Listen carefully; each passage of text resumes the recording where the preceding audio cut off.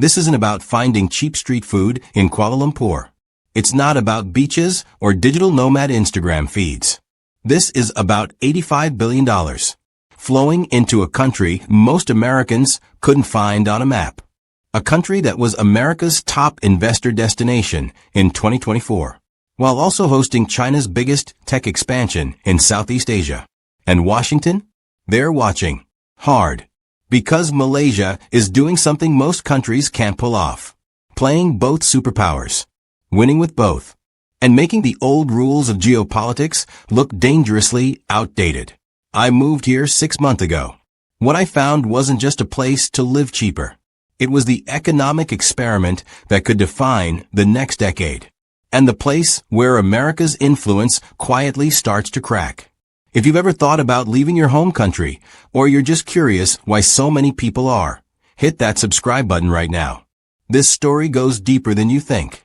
Meet Sarah Chen, 34, software engineer, Austin, Texas. 2 years ago, she was pulling $140,000 at a mid-tier SaaS company. Rent for a one-bedroom? $2,400.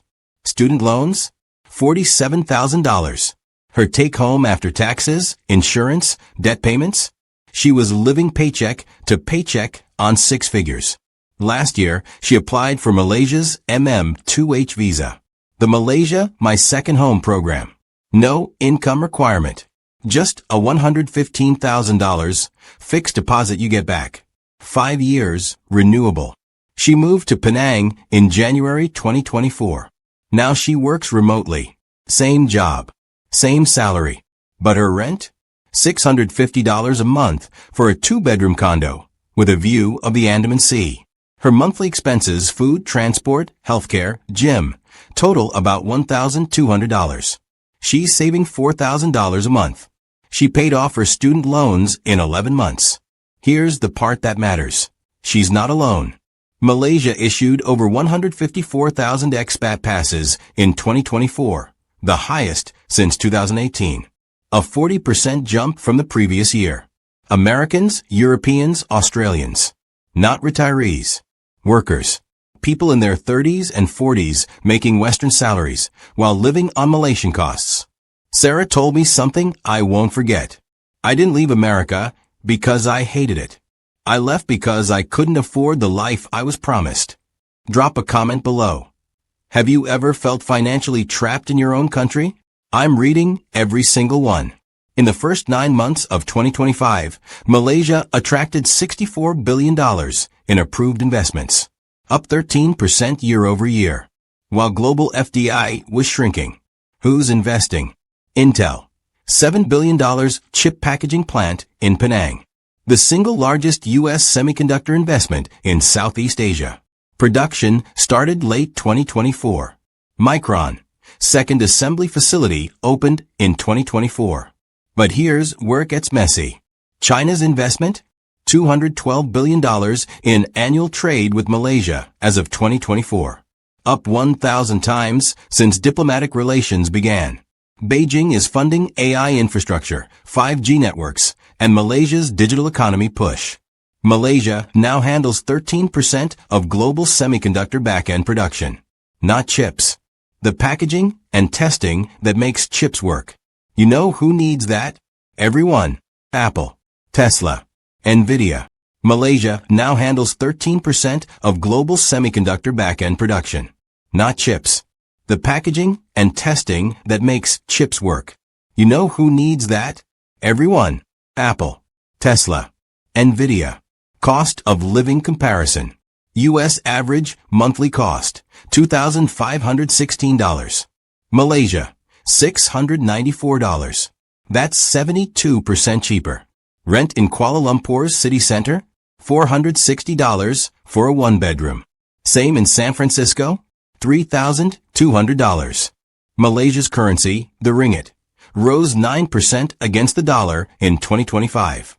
Asia's best-performing currency this year.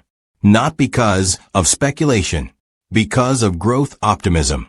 The Malaysian economy is projected to grow 4.5 to 5.5% in 2025. The U.S., 2.1%. This isn't a fluke. It's a reallocation. If these numbers are blowing your mind, smash that like button. It tells YouTube to show this to more people who need to see it. And trust me, the next part gets even more intense. But let's not romanticize this. Malaysia isn't utopia. And the balancing act? It's starting to crack. Trade-off number 1, the poison pill clause. In October 2025, Malaysia signed a trade deal with the US. Sounds good. Until you read the fine print. There's a clause titled Complementary Actions. It commits Malaysia to align with US trade sanctions. On China. On anyone Washington doesn't like.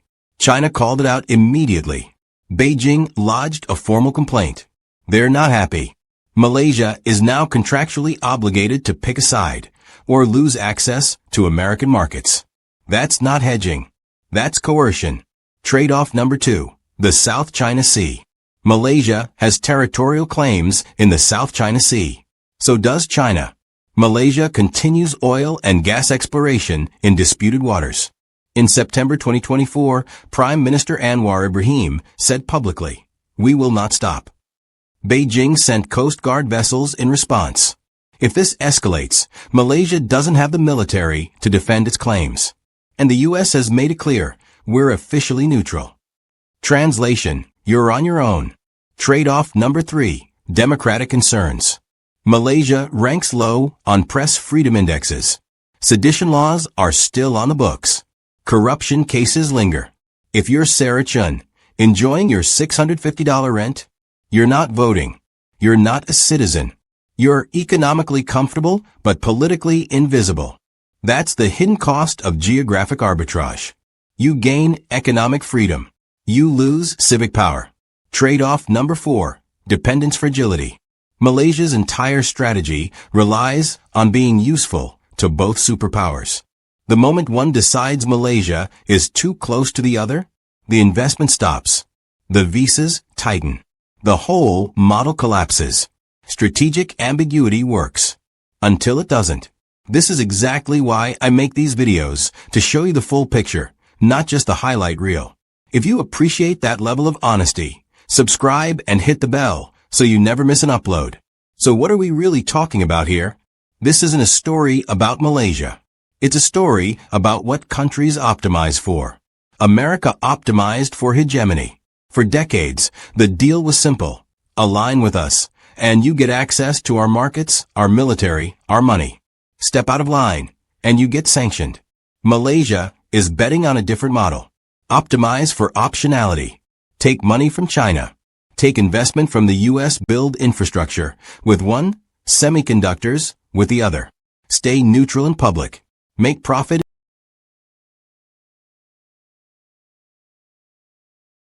China optimizes for influence. Not through invasions. Through loans.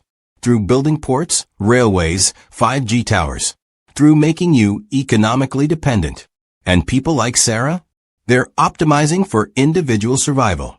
She's not making a political statement. She's making a financial one. But here's the tension. What happens when optionality becomes impossible?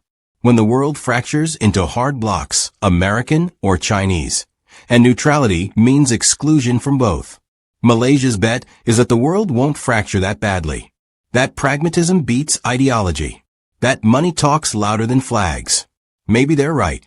Or maybe they're the last country that gets to play this game before the rules change entirely. Because the US isn't worried about Malaysia stealing jobs. They're worried about losing the one thing that kept the global order intact.